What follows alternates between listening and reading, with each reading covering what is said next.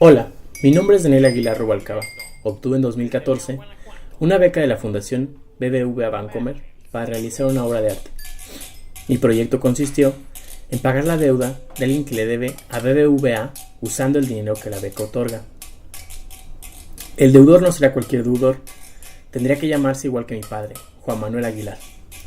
A inicios de 1995, mi papá perdió la casa donde vivíamos, la casa de su madre y un par de locales comerciales.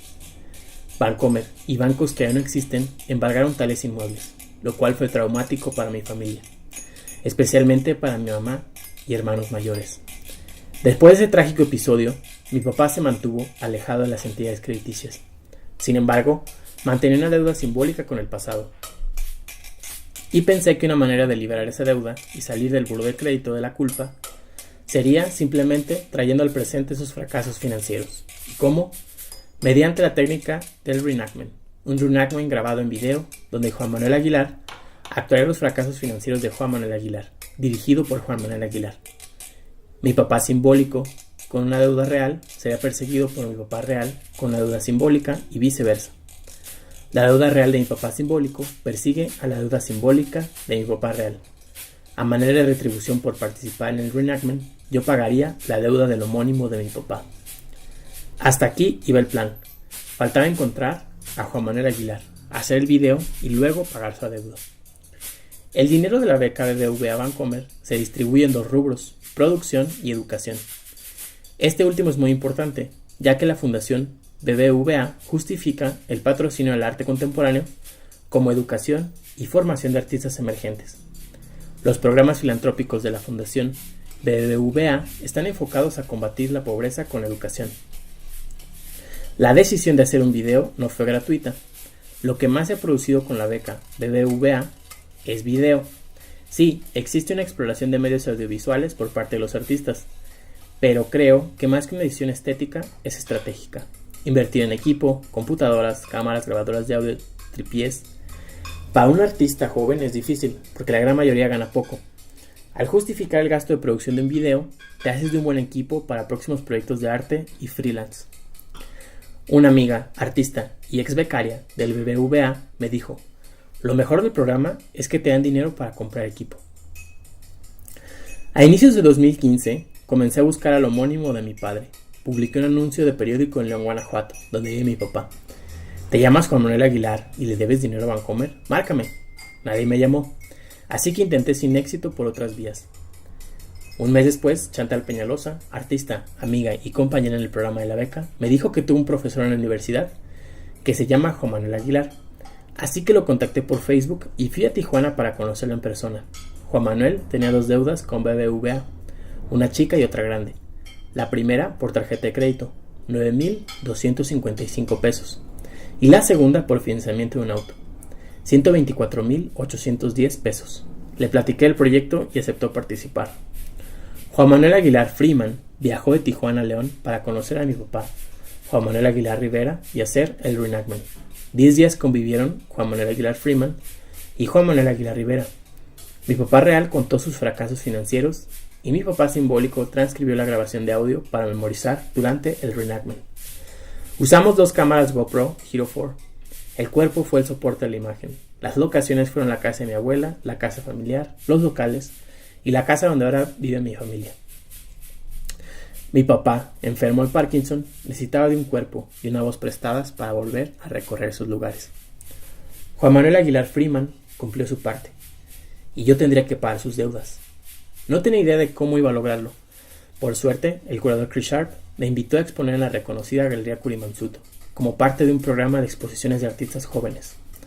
Esto me ayudó mucho en el proyecto, porque ante las constantes negativas de la Fundación BBVA de darme dinero para pagar una deuda de su banco, pude buscar otras vías para generar el capital suficiente y saldar ambos adeudos. Dos movimientos para invertir las inversiones, uno para pagar la deuda pequeña y otro para pagar la deuda grande. Mantuve siempre la idea original de usar el dinero de BBVA Bancomer para pagar una deuda de BBVA Bancomer. Como mencioné, hay dos rubros para gastar el dinero de la beca: educación y producción. Para pagar la deuda grande, me propuse apreciar lo que yo consideraba menos valorado de la beca, la educación. queda en segundo plano, puesto que la gran mayoría de los artistas beneficiarios son ya egresados de programas educativos importantes, y lo que buscan es dinero para producir obra. Cursé un taller con la escritora Cristina Rivera Garza sobre escritura documental y desapropiación. Ahí pude aterrizar algunas ideas que tenía sobre dinero y poesía. Franco Bifo Berardi dice que la poesía y el dinero no son nada, y sin embargo lo definen todo. En los billetes de 100 y 200 pesos mexicanos es explícita esa conexión entre dinero y poesía, ya que además de divisas, también pueden ser poemarios. Basta con doblar por la mitad un billete de 100 o de 200 para obtener un poemario en Nezahualcóyotl o de Sor Juana Inés de la Cruz, pues llevan impreso un fragmento de un poema y la efigie de los poetas. En una ocasión, el poeta Luis Felipe Fabre hablaba sobre Mallarmé y cómo las páginas de una tirada de dados eran una especulación, pero entendida desde su raíz latina, como espejo, es decir, un reflejo negativo de la noche sobre la hoja. Entonces fue que decidí hacer una especulación económica y poética con el dinero de BBVA, un reflejo por 120,000 pesos. Mi papá tenía una tarjeta de crédito de BBVA básica sin activar, porque mi mamá le tenía prohibido pedir créditos. Yo sabía que la fundación BBVA no me iba a apoyar para hacer locuras, pero aún así les pedí el favor de que me prestaran 120,000 pesos en efectivo para tomarles foto, y se las devolví al día siguiente. No funcionó, entonces decidí hacer todo por mi cuenta. Le pedí a mi papá que activáramos su tarjeta por 6,300 pesos. Sacamos 6,000 pesos en ventanilla, pedimos mitad billetes de 100 y mitad en billetes de 200.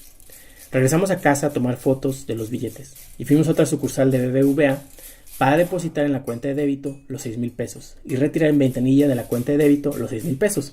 Y otra vez pedimos mitad en billetes de 100 y mitad en billetes de 200.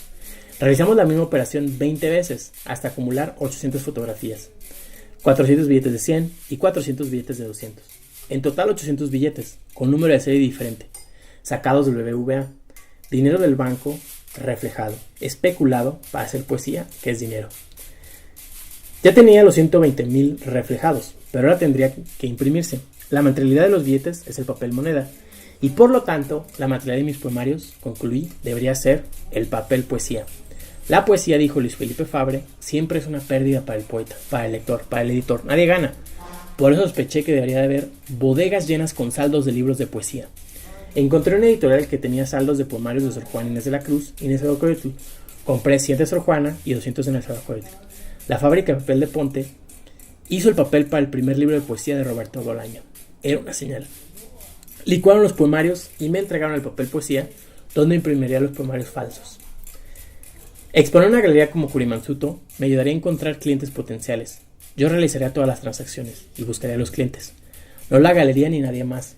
Por esas fechas me enteré de que parte de la fortuna de Moisés Cosío, un joven coleccionista de arte, venía de una herencia que tenía todo el sentido con mi proyecto. Su abuelo, Manuel Espinosa Iglesias, fue socio mayoritario y director de Bancomer hasta la expropiación de la banca privada en 1982.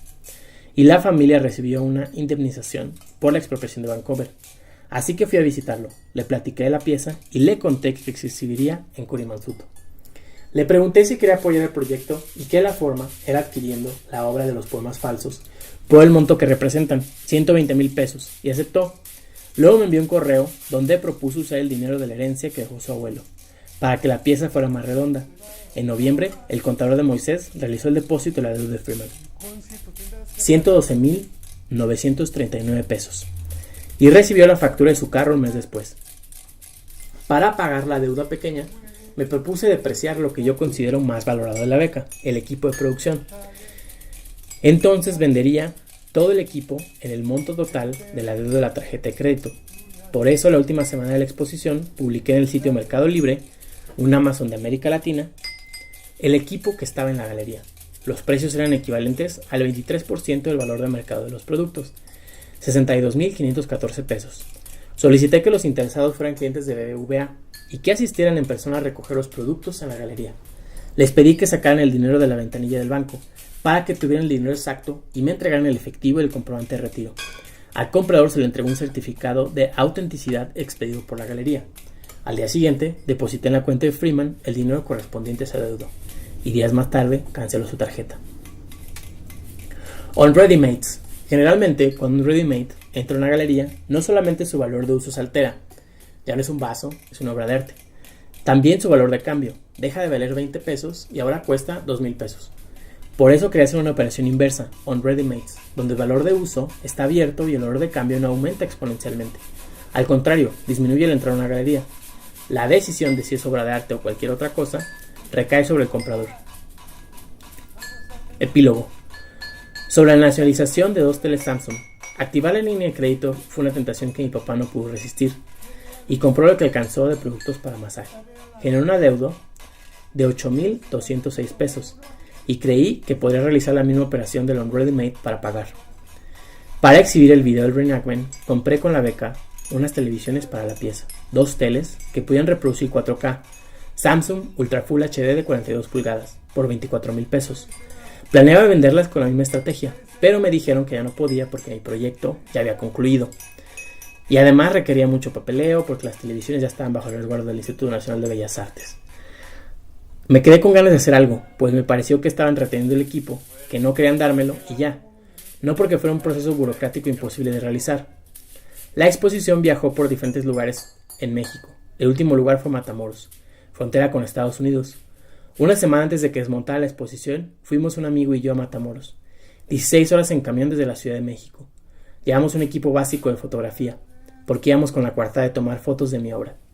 Pero realmente llevamos copias a escala, 1 a 1 de las televisiones hechas de poliestireno, con la fotografía de televisión impresa en plotter y montada sobre foam board.